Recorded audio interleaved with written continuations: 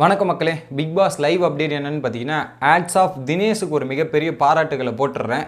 But இந்த அளவுக்கு ஒரு கம்போஸ்டாக ஹேண்டில் பண்ணுறதுன்றது கஷ்டம் இந்த சுச்சுவேஷனை. பட் சூப்பராக ஹேண்டில் பண்ணிட்டு இருக்காரு. இதன் மூலிமா தினேஷோட பேர் வந்து அப்படியே மக்கள்கிட்ட ஒரு நல்ல ரீச் கிடைக்கும் அப்படின்றது தான். என்ன அப்படின்றது பார்த்தீங்கன்னா, எபிசோடில் நிறைய பேர் பார்த்துருப்பீங்க. விசித்ரா மற்றும் அர்ச்சனா வந்து வெளியே வந்து ஒரு போராட்டம் மாதிரி பண்ணுறாங்க. போராட்டம் இல்லை, கண்டென்ட், எங்களை போரிங் கண்டஸ்ட்னு சொல்லிட்டாங்க, அதனால் நாங்கள் கண்டென்ட் பண்ணுறோன்ற மாதிரி வெளியே வந்து உட்காந்துட்டு இதை மாதிரி பண்ணிட்டு இருக்காங்க. ஸோ அவங்களுக்கு தேவையான பெட்ஷீட்டு, தண்ணி இதெல்லாமே எடுத்துகிட்டு வந்து தினேஷ் வந்து கொடுத்துட்டாரு. பட் அந்த குரூப் டிஸ்கஷன் அவங்களுக்கு என்ன தண்டனை கொடுக்கலாம் அப்படின்ற மாதிரி டிஸ்கஷன் பண்ணும்போது கூட ஹவுஸ் மேட்ச்லாம் சேர்ந்து பண்ணும்போது சாப்பாடு கட் பண்ணலாம் அப்படின்ற மாதிரி தினேஷ், கூல் சுரேஷ்லாம் சொல்லியிருப்பாங்க. அதெல்லாம் வேணாம், சாப்பாடுலாம் நம்ம கொடுத்துடலாம், அதெல்லாம் சாப்பிட்டோம், இதெல்லாம் பண்ணட்டும், அவங்க வீட்டுக்குள்ளே வர வேண்டாம், வீட்டுக்குள்ளே அலோவ் பண்ண வேணாம். ஸோ அவங்க இங்கேருந்து ஏதானா ஒன்று ஜெயிலுக்கு போட்டோம், ஜெயிலுக்கு போயிட்டு அங்கே போய் ரெஸ்ட் ரூம் எல்லாம் யூஸ் பண்ணிக்கிட்டோம், பட் வீட்டுக்குள்ளே வர வேணாம் அப்படின்ற மாதிரி ரெஸ்ட்ரிக்ஷன் போடுறாரு. அதையும் மீறி ஸோ அவங்க அங்கே போக மாட்டேன், வீட்டுக்குள்ளே தான் ரெஸ்ட் ரூம்லாம் போனால் கொஞ்ச நேரம் ஹோல்டு பண்ணிவிட்டு அலோவ் பண்ணலாம் அப்படின்ற மாதிரி இங்கே திட்டம் போட்டிருக்காரு தினேஷ். இது ஒரு விஷயம். அதுக்கு எல்லா ஹவுஸ் மேட்ச் அவருடைய தனிப்பட்ட முடிவில் எல்லா ஹவுஸ் மேட்சுமே குரூப்பாக டிஸ்கஸ் பண்ணி ஒரு மக்கள், கமல் சார் எப்படி மக்கள் இதுனாரோ அந்த மாதிரி வீட்டுக்குள்ளே இருக்கவங்க எல்லாருமே இது பண்ணி டிசைட் பண்ணி இந்த டிசிஷன் எடுத்திருக்காங்க.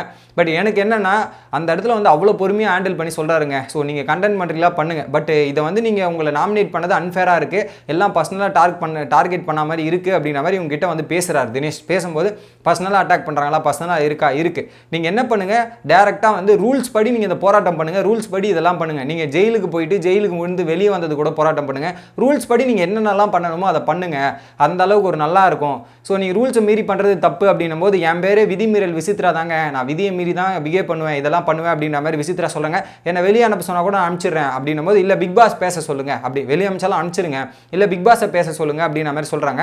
உடனே ரூல் புக் ஒரு பாயிண்ட், ஒரு லெட்டர் வந்திருக்கு, அதை லெட்டரை காமிச்சாலும் இவங்க போக மாட்டேன் அப்படின்றாங்க விசித்ரா. அதேமாரி பிக் பாஸ் பேச சொன்னால் போயிருங்களா அப்படின்ற மாதிரி ஒரு பக்கம் தினேஷ் கேட்குறாரு. பிக் பாஸ் பேசினாலும் நான் போக மாட்டேங்க, இது வந்து அன்ஃபேருங்க அப்படின்ற மாதிரி விசித்ரா ஒரு பக்கம் நெக்கலாக ஒரு ஆட்டிடியூடும் திமிரும் விசித்ரா கையில் தெரியுது, அதை கண் கூட பார்க்க முடியுது. ஓகேங்களா. இன்னொரு பக்கம் அர்ச்சனா கிட்ட எக்ஸ்பிளைன் பண்ணுறாரு. அர்ச்சனா இந்த மாதிரி பண்ணிட்டு இருக்கிறது மக்களுக்கு பிடிக்காது, ஸோ இதுவே வந்து கொஞ்சம் வேற மாதிரி கடுப்பாகும், இரிட்டேட் பண்ணுறதுக்கான வாய்ப்பு இருக்குது அர்ச்சனா. ஸோ நீ பார்த்து பண்ணி, எல்லாத்தையுமே பார்த்து புரிஞ்சுக்கிட்டு பண்ணி, நீ போ, நான் சொல்கிறேன்ற மாதிரி எக்ஸ்பிளைன் பண்ணுறாரு. அந்த ஒரு சில விஷயங்கள்லாம் எக்ஸ்பிளைன் பண்ணி புரிய வைக்க ட்ரை பண்ணுறாரு அர்ச்சனாக்கு.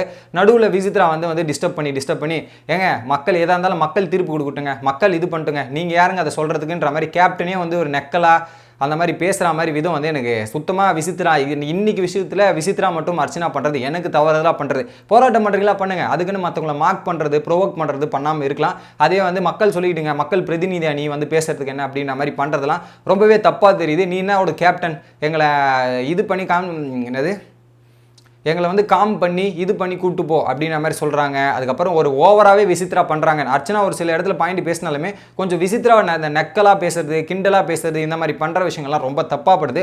பட் அந்த மாதிரி சுச்சுவேஷனை பொறுமையாக ஹேண்டில் பண்ணி தினேஷ் வந்து அவங்களுக்கு தண்ணி கொடுக்குறதா இருக்கும், இதை மாதிரிலாம் சொல்லி அவருடைய பாயிண்ட் தெரிய வச்சிட்டாரு. நீங்கள் போராட்டம் பண்ணுங்கள், இதெல்லாம் பண்ணுங்கள், வித்தின் ரூல்ஸ் இதெல்லாமே பண்ணுங்கள், அங்கே போயிட்டு என்ன வேணாலும் பண்ணுங்கள், அதையும் மீறி இந்த மாதிரி பண்ணாதீங்க, வெளியே பார்க்குறதுக்கும் நல்லா இருக்காது, அது கமல் சார் எபிசோட்லையும் இந்த மாதிரி இருக்கும் அப்படின்ற மாதிரி எக்ஸ்பிளைன் பண்ண ட்ரை பண்ணுறாரு. பட் என்ன பண்ணுறது, அவங்க கேட்க மாட்டேங்கிறாங்க. நாங்கள் கண்டென்ட் பண்ணுறோன்றதே கண்டென்ட் பண்ணிட்டு இருக்காங்க.